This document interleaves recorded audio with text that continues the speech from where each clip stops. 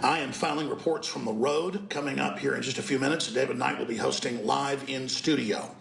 Now, at the bottom of the hour, I'm filing a report on the deteriorating situation out in Oregon with Cliven Bundy traveling there to protest for his son's release, being arrested in Portland last night, flying in armored vehicles.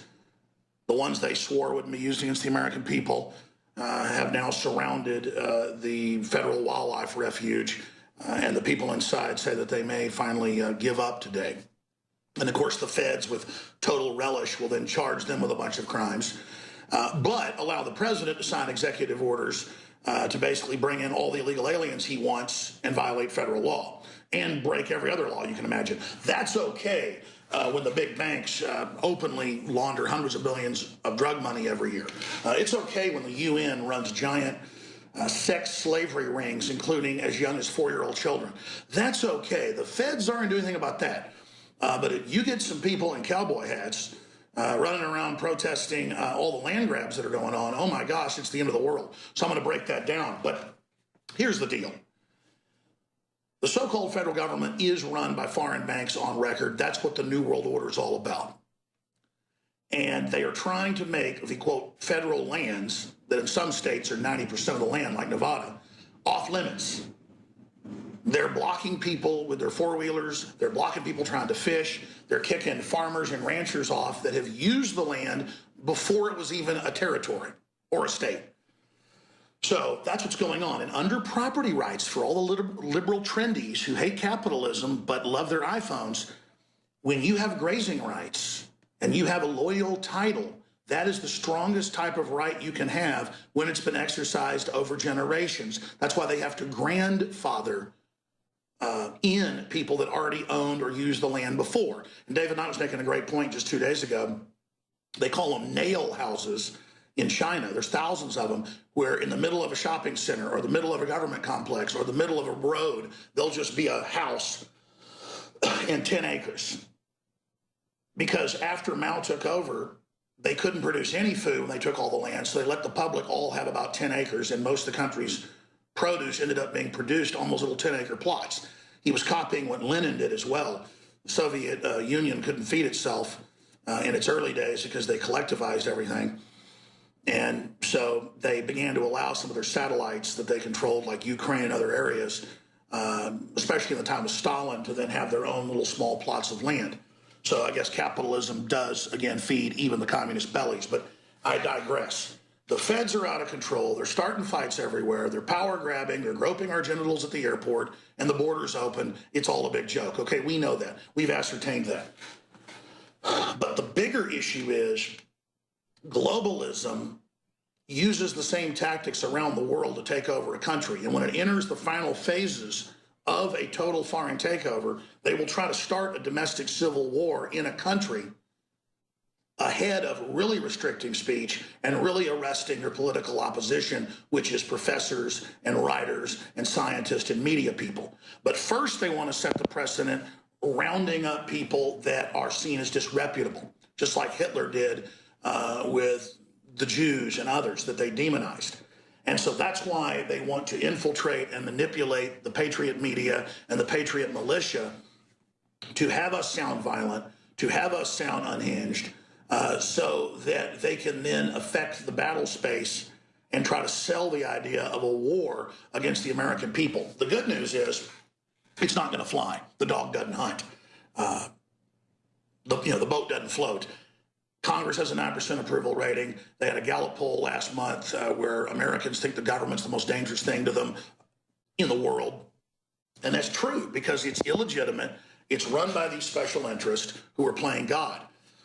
Now, coming up, David Knight has a guest coming on the broadcast to break down the fact that major city councils across the country and state legislatures are trying to ban the words Founding Fathers being used at 4th of July or being used in government speech. They're saying, do not talk about the founders in speeches.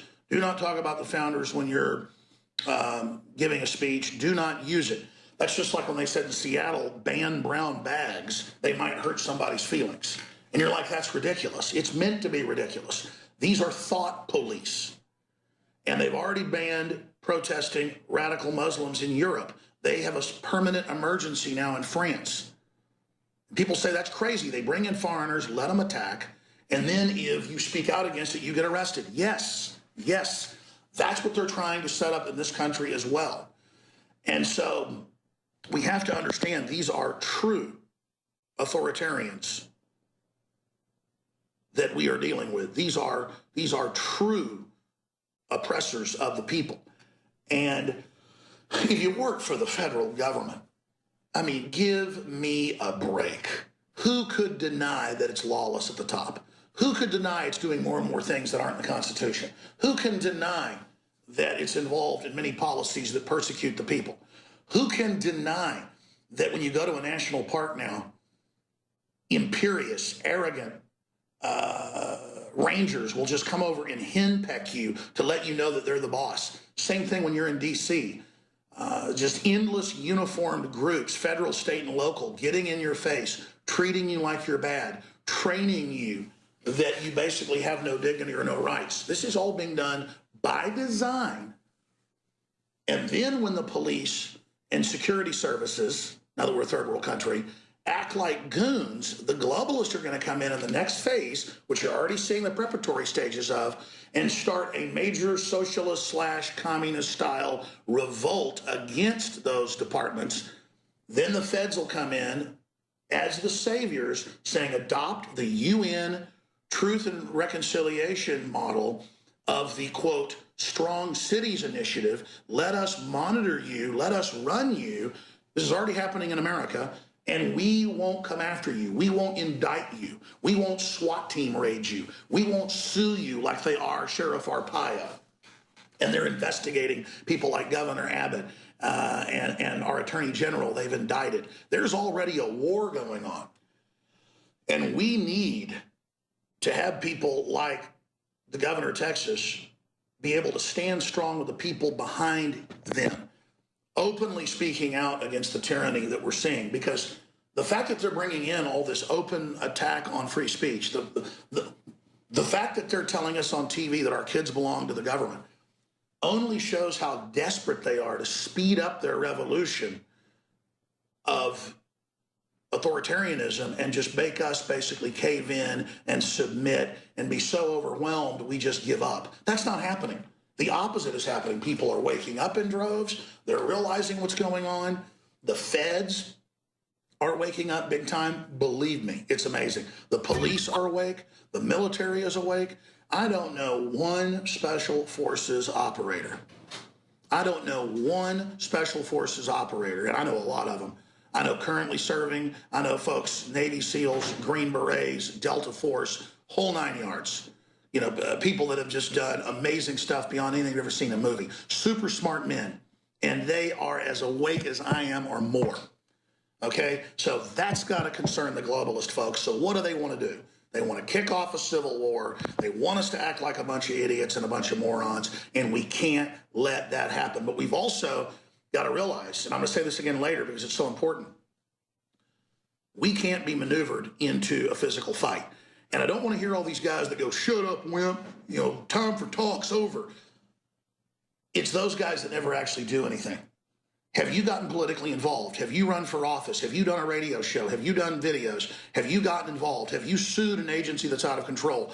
Have you supported good people in government to hold them up as leaders and promote them? Have you gone out and created community organizations?